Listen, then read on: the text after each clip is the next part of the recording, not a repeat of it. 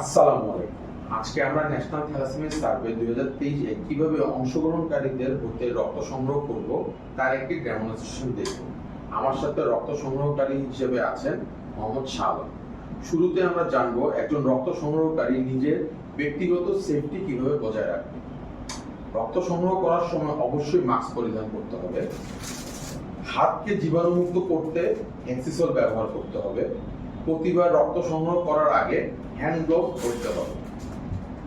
আসুন এবার আমরা দেখি রক্ত সংগ্রহ করার সময় আমাদের কাছে কি কি সরঞ্জাম থাকবে। 10 cc syringe,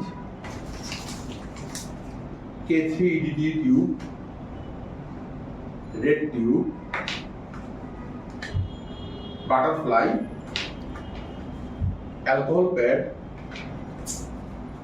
branded, tourniquet, test tube রাখার র্যাক, টিউব বহনকারীর জন্য ক্যারি বক্স এবং রক্ত সংগ্রহ করার পর বর্জ্য ফেলানোর জন্য বিন পলি ও সকল জিনিস বহন করার জন্য টিস্যু ব্যাগ। আসুন এবার আমরা রক্ত সংগ্রহ করার ধাপগুলো একে একে জেনে নিই। প্রথমেই রক্ত সংগ্রহকারীকে মাস্ক পরিধান করতে হবে। যে ব্যক্তি অংশগ্রহণকারী থাকবে রক্ত সংগ্রহকারী তার সাথে তাকে ন্যাশনাল থ্যালাসেমিয়া সম্পর্কে বুঝিয়ে বলবেন এবং তার সাথে বিনিময় করবেন।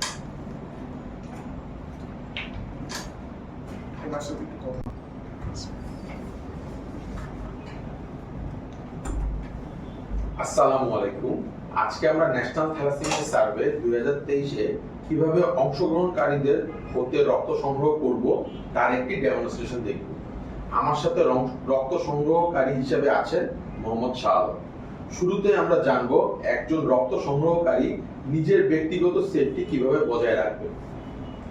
রক্ত সংগ্রহকারী সবসময় মাস্ক পরিধান করতে হবে। হাতকে জীবাণুমুক্ত করতে অ্যাক্সেসর ব্যবহার করবেন। প্রতিবার রক্ত সংগ্রহ করার আগে হ্যান্ড গ্লোভস পরতে হবে। আসুন এবার আমরা দেখি রক্ত সংগ্রহ করার সময় আমাদের কাছে কি কি সরঞ্জাম থাকবে। 10 cc syringe, K3 EDT tube, red tube, butterfly, alcohol pad, Band-Aid, টনিকুইক,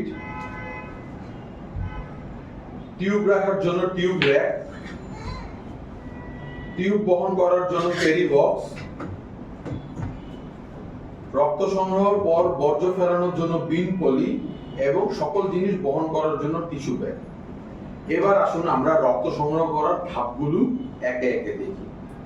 প্রথমে অবশ্যই মাস্ক পরিধান করতে হবে।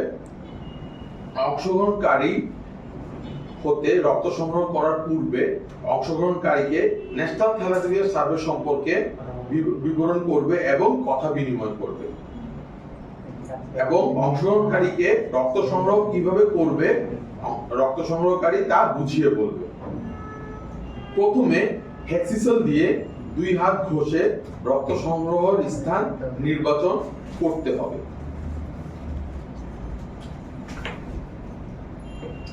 আদর্শ রক্ত সংগ্রহের স্থান এন্টিকিউবিটাল ফসা অথবা ডরসাল অফ দি হ্যান্ড।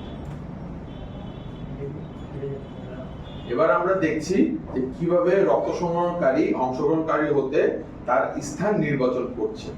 রক্ত সংগ্রহকারী স্থান নির্বাচনের পর সর্বপ্রথম টনিকুইক দিয়ে স্থানের কিছু করে বেঁধে নিতে হবে। তারপর রক্ত সংগ্রহের স্থানকে অ্যালকোহল প্যাড দিয়ে ঘষে উপযুক্ত পেইন বের করতে হবে।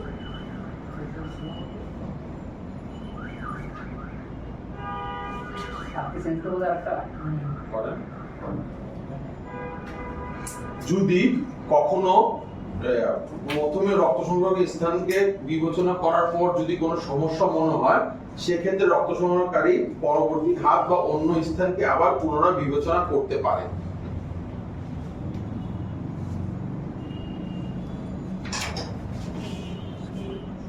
অংশগ্রহণকারীর হাত হতে উপযুক্ত ভেইন পাওয়ার পর তারপরই রক্ত সংগ্রহ করা অত্যন্ত প্রয়োজন।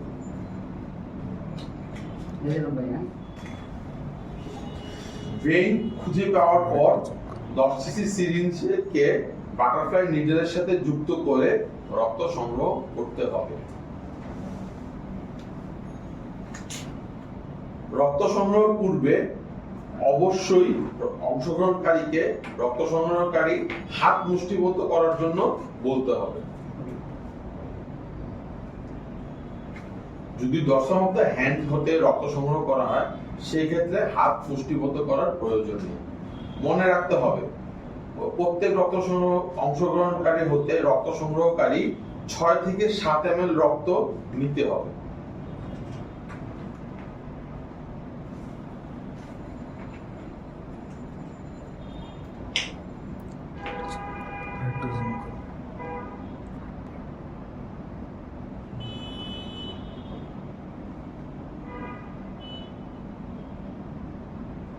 রক্ত সংগ্রহের পর হাতের মুষ্টি ছেড়ে দিতে বলবে।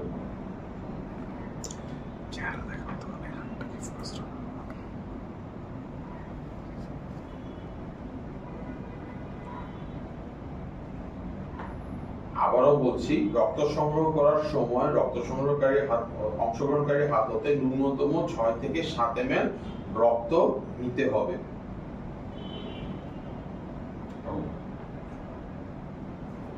নির্দিষ্ট পরিমাণ রক্ত নেওয়ার পর অংশগ্রহণকারীর হাতে যে স্থান হতে রক্ত সংগ্রহ করা হয়েছে সেই স্থানে ব্যান্ডেজ লাগিয়ে দিতে হবে এবং টর্নিকেটকে মুক্ত করে দিতে হবে।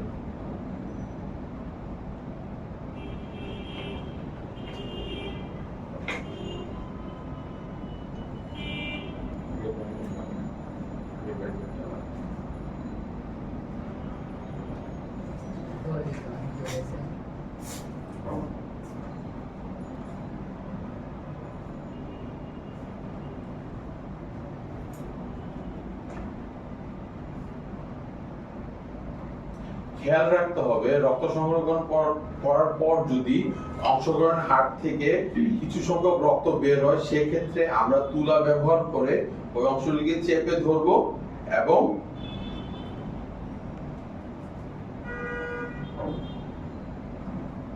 আমরা ব্যান্ডেজ লাগিয়ে দিব। এরপর রক্ত সংগ্রহ করার পর রক্ত সংগ্রহকারী K3EDT টিউব এবং রেড টিউবে ন্যূনতম 3 ml করে রক্ত সংগ্রহ করবে। প্রথমে EDT টিউবের উপরের মুখ খুলে 3 ml এর মতন রক্ত নিবে এবং একইভাবে রেড টিউবেও 3 ml এর মতন করে রক্ত নিতে হবে।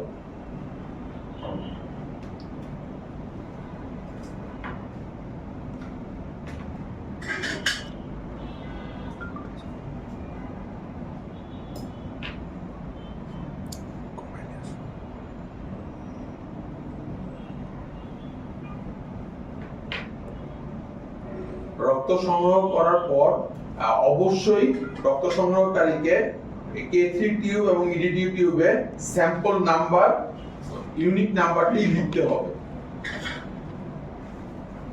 বা ইউনিক নাম্বারটি লাগাতে হবে।